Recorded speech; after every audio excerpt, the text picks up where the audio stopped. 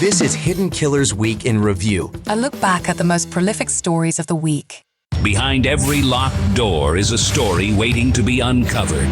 This is Hidden Killers with Tony Brueski, featuring psychotherapist and author Siobhan Scott. The case against Alec Murdaugh, the chance of him getting a new trial, it is very, very real. The South Carolina Supreme Court going to be ruling on that, well, relatively shortly. We don't know the exact date, but it is on their docket. It's all about jury tampering. And of course, that leads us back to Becky Hill. The initial allegations that we heard of the jury tampering were that she was making comments about what to listen for to the jury prior to their deliberations. Some jurors say they never heard it. One says, yeah, definitely heard it. But there's another juror that never got to be back there for that part. That's juror number 785. And it adds a whole new layer of complications to this case in terms of Alec Murdaugh's conviction sticking. Joining me to discuss, Siobhan Scott, psychotherapist and author. The accusations are that the whole Facebook post that Becky Hill brought up to Judge Clifton Newman saying, look, her ex-husband posted this and they must have had a conversation. It never existed. Mm-hmm. Yeah, it's just one layer of strange again with Becky Hill. If this is true that she fabricated this, somebody really intoxicated with her own sense of power, which is terrible. Let's talk about that. Someone that was pulling the strings like this, or attempting to pull the strings like this.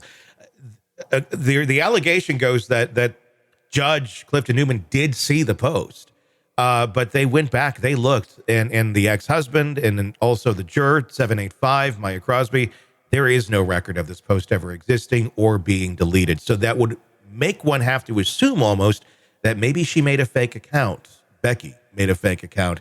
And then, this is just a guess, and then showed that to Judge Clifton Newman. It would take all of 10 minutes to do that. Exactly. And make someone, think that if you don't look at it very closely or you're just not familiar with how Facebook works. Exactly. You could fake it very easily. Yep. When someone's going to those sort of lengths, I'm going to guess this probably isn't just an isolated incident with someone like this. No, definitely not. Human behavior, that's why we have psychology. It follows patterns.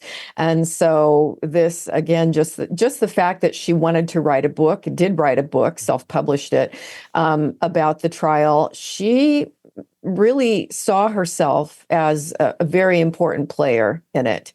And that would be something that I think is a long-term character trait for her, which is really awful. I mean, obviously, a lot of people, very much invested in the Alec Murdaugh trial, very much digging into it. And if you're right there, I would imagine you are too, to a probably a more extreme extent. That's what I'm wondering about here is, she did this for Alec Murdaugh, but, was she doing this in other cases as right. well, where she had already made up her mind and she was going to pull her strings and not be detected because she had that kind of persona of, oh, everybody loves her. It's Becky. Here she is. And you can trust her. She's just this. I mean, when you look at her, you don't think like, oh, my God, she's like influencing the courts. Yeah. But it is scary, the power that clerk of court wields. Yes, exactly. And there's enough evidence, I think, that she should be looked at closely. And is there a pattern with other jurors? And would people come forward and talk about it? I mean, it would be wonderful if there was more information. It makes me wonder more about cases where jurors are dismissed. Obviously, it happens. There's plenty of legit reasons for this to happen. But it does make me wonder if sometimes it's happening too fast, where there's just there's an inkling of, and they got to keep moving because they got to keep the trial moving. So there's not a ton of time to investigate. But it does make me wonder sometimes just how easy it is to tip that scale if you're someone who is in the right position, like the clerk of court would be, to have an idea where that jury is at. You have an idea, depending how involved you are and what you're paying attention to, on what one may be thinking about, what one's persuasion may be on something. And all you really got to do is just kind of tap on that scale a little bit. And then they go, oh my gosh, there's something's up here. We have the alternate now come in. That's a great way to influence a trial, because the allegations is that Myra Crosby, egg lady here, wasn't so convinced that Alex was guilty.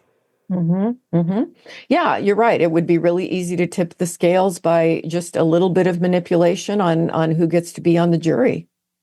Is that something that needs to be paid more attention to? I think it's one of those things in our institutions where for so long we've just trusted that people are doing the right thing. And I would imagine as a whole, they probably are. I'm guessing these are fairly small incidents, but it's out there. And I just wonder how many other cases, how many other times things like this have happened and we've just been kind of oblivious to it because we are believing that the person in power is doing the right thing. I mean, we see it all the time with police work where we believe that things are going the right way and they're really not.